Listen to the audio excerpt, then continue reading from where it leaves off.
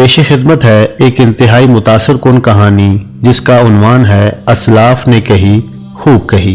कहते हैं कि किसी गांव में एक बूढ़ी औरत रहती थी जिसका एक बेटा था। एक दिन उस बूढ़िया ने बेटे को अपने पास बुलाया और कहने लगी, बेटा, जिंदगी का कोई एतबार नहीं, मैं मर जाऊं तो मेरी 3 बातें हमेशा याद रखना, कभी नुकसान नहीं उठाओगे।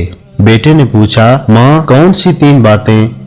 माँ कहने लगी, बेटा, एक तो घर में कभी बेरी का दरख्त ना लगाना, ये पगड़ी की दुश्मन है। दूसरी बात ये कि कोतवाल से दोस्ती ना रखना, और तीसरी ये कि बीवी से कभी दिल का हाल ना कहना।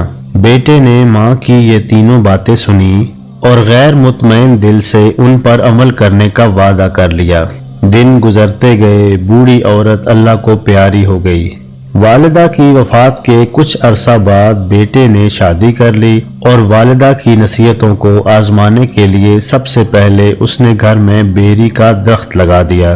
फिर इलाके के कोतवाल से भी दोस्ती कर ली और आखिरी नसीहत की सदाकत को परखने के लिए एक दिन बकरे की सरी एक कपड़े में लपेट कर घर ले आया।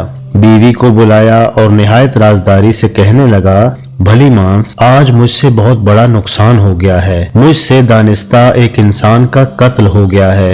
ये उसका सर है, इसे किसी जगह छुपा दो, इस बात की किसी को कानों कान खबर ना होने पाए।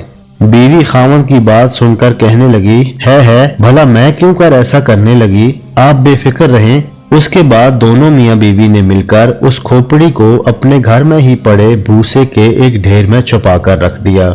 वक्त का पहिया घूमता रहा। एक दिन वो शख्स किसी शादी में शिरकत के लिए नए कपड़े पहने और सर पर पगड़ी बांधने के बाद घोड़े पर सवार हुआ और अपने घर के सहन से बाहर जाने लगा तो सहन में मौजूद बेरी के दरख्त की टहनियों में उसकी पगड़ी फंस गई। उसने बहुत कोशिश की कि किसी तरह से पगड़ी छुड़वा ले, मगर कांटों में फंसी पगड़ी तार तार हो गई, बाहर न आई। अब उसे यकीन हो गया कि घर में कांटों वाला दरख्त लगाना अच्छा नहीं होता।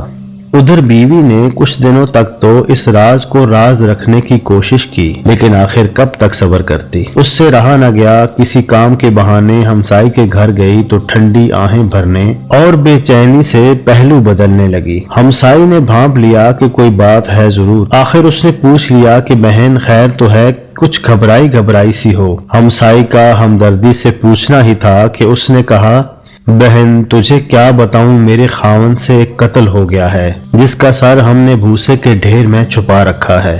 देखो, मैंने तुम्हें बहन समझकर राज बताया है, अब खुदा के लिए आगे किसी को मत बताना। हमसाई से भी रहा न गया और उसने अपनी एक सहेली को ये बात बता दी। उड़ते उड़ते ये खबर कोतवाल तक जा पहुंची। कुछ दिनों के बाद कोतवाल चंद सिपाहियों समेत अपने दोस्त के घर आ पहुंचा। सलाम दुआ हुई। दोस्त ने खातिर मदारत करना चाही तो कोतवाल ने सख्त लहजे में कहा, नहीं, मैं यहाँ खिदमत करवाने नहीं आया, मुझे तो कातिल और मकतूल के सर की तलाश है। उस शख्स ने कोतवाल की बहुत मिन्नतें की, दोस्ती के वास्ते दिए, लेकिन कोतवाल ने उसकी एक न सुनी और उसे गिरफ्तार करके काजी के पास ले आया।